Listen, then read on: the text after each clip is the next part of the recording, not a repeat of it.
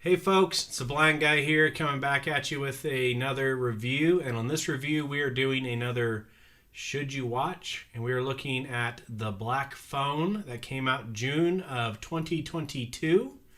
And it's now streaming on, I believe, Amazon Prime for free. I watched it last night and I'm going to give you my thoughts.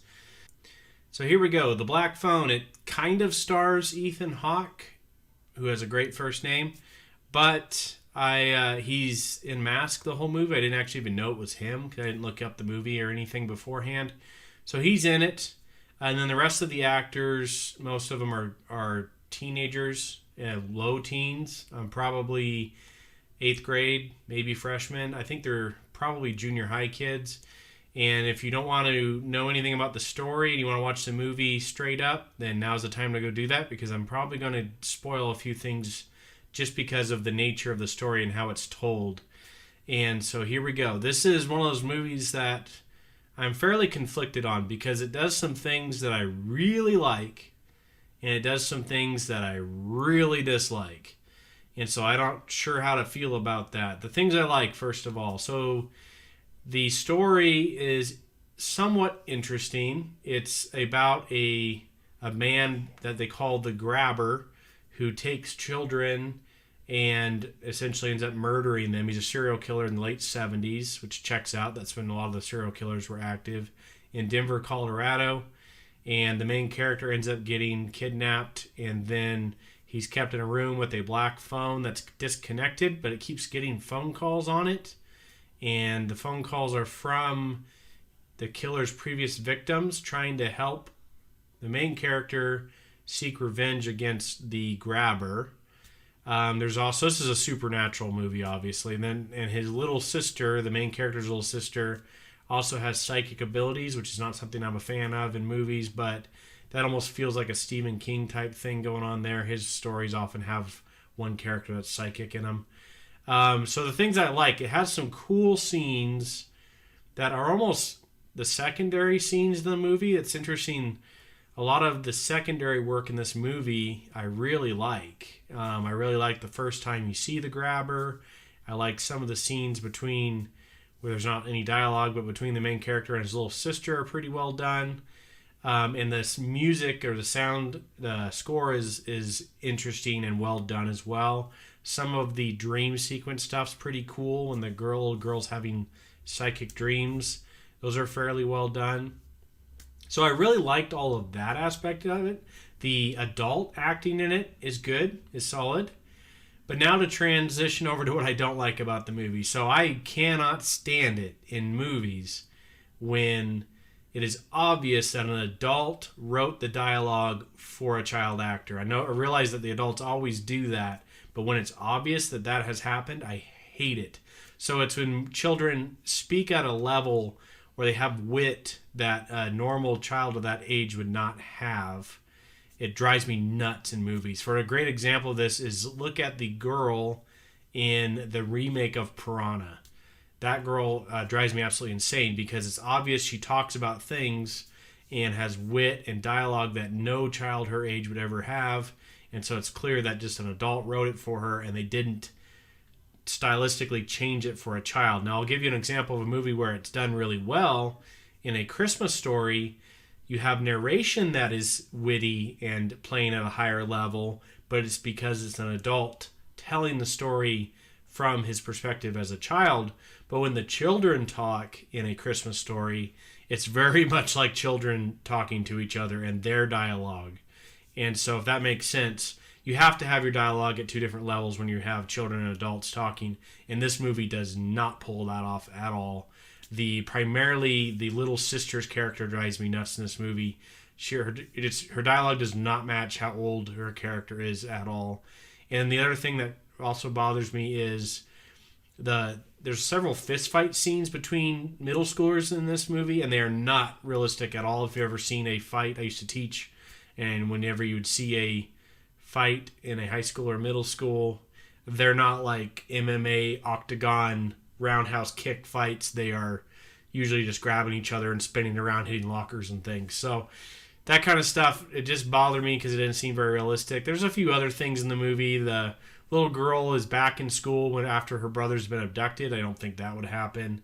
And then this serial killer is abducting kids all from the same neighborhood and school, and there's nothing that seems to be preventing that. And I think that they would prevent it. There's no way one person could abduct 5 kids from the same middle school without people walking kids home, having there be a neighborhood watch, that type of thing. So that wasn't real believable. I did like the fact that it's taken back into the 70s. That helps with DNA and different things like that that make modern serial killer type movies very unbelievable. So moving it back into the 70s definitely helps with that. They did have some decent music in it that was kind of cool. They had a Pink Floyd song, which I didn't think they would ever be able to get the rights to that. I think Pink Floyd's pretty stingy with what they allow their music to be used in, but it's in there. That was pretty cool. They have Fox on the Run by Sweet, which is an awesome song. So that kind of stuff's pretty cool in the movie. It's not a bad movie. I don't want you guys to think that I'm just hating the movie. It just did some things that I personally do not like in movies. Some people get a kick out of it. Having children have far too elevated dialogue and sensibilities, but it annoys me in movies. Some of the premise is interesting. I think it would have been a better movie if it had been a bit more straightforward, maybe not even have had the supernatural element to it, because they use that supernatural element to just create a lot of jump scares, and I don't like jump scares in movies. I think you're better off with tension and some thriller elements like that. So I don't know. I think I would have enjoyed the movie if it was more just this kid's been abducted and now he's got to try to find his way out of the abductor's house. Straightforward, play it, don't have the black phone aspect of it. Change the name, obviously. I think I would have liked the movie maybe better in that regard. The movie does suffer a little bit from, I don't know what the name of it would be, but it's this aspect of no matter what the victim tries to do, they're not going to escape. It's the very thing that the movies, both of the Funny Games movies, are poking fun at. That satirical poking fun at the fact that these movies are made so the victim cannot escape, because no matter what he tries, it ends up getting cut off. The killer's always one step ahead of him. So it does suffer from that a little bit. But overall, yeah, I'm glad I watched it. I'll say that. There is one aspect of this I wanted to talk about. I'm a little uneasy with movies that are now focusing on the predation and killing of children. I think that our society already undermines the value of the lives of children. And so movies like this, I actually wish they didn't exist, because I think just seeing that in a movie can desensitize people to that happening to kids. I don't think that should ever happen. So I'm not saying there should be laws against having movies that show that, but I just think it'd be in better taste if these kids were older in the movies, the ones that are being abducted and killed.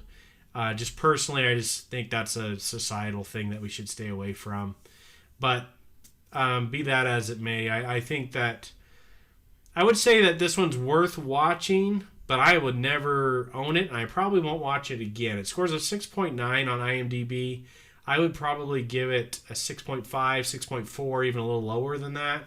There wasn't, like I said, there's not a lot wrong with it. Just that one pet peeve thing for me really bothers me in movies. So take that with a grain of salt, because that might just be me being weird. But overall, it's well made. It's definitely, the director is competent. He knows what he's doing. Some of the scenes are really well done, and there's nothing really wrong with the acting. One other thing I did want to say is it's a little hard for this movie to tell who it's made for, because I think it's more of like a thriller type movie. But judging by the cover or the thumbnail of the movie, it's got the Ethan Hawke in that creepy mask. It almost seems like it's marketed as more of a horror movie. And I did not get that impression that it was a horror movie. So it seems like it's intended for one audience and then marketed for another audience. So I don't know. I think that it kind of missed their chance a little bit there. I think it's a bit more like in the same vein as Silence of the Lambs or Seven or Zodiac, where they're more psychological thriller movies. They're not necessarily horror movies. So those are my final thoughts on The Black Phone. I would give it check it out once, especially now that it's free to stream. And then I wanted to mention that as well. I'm going to put the link to watch it in the description. If you decide to watch it and you click that link, I believe, even though it's free, I think it still helps support my channel.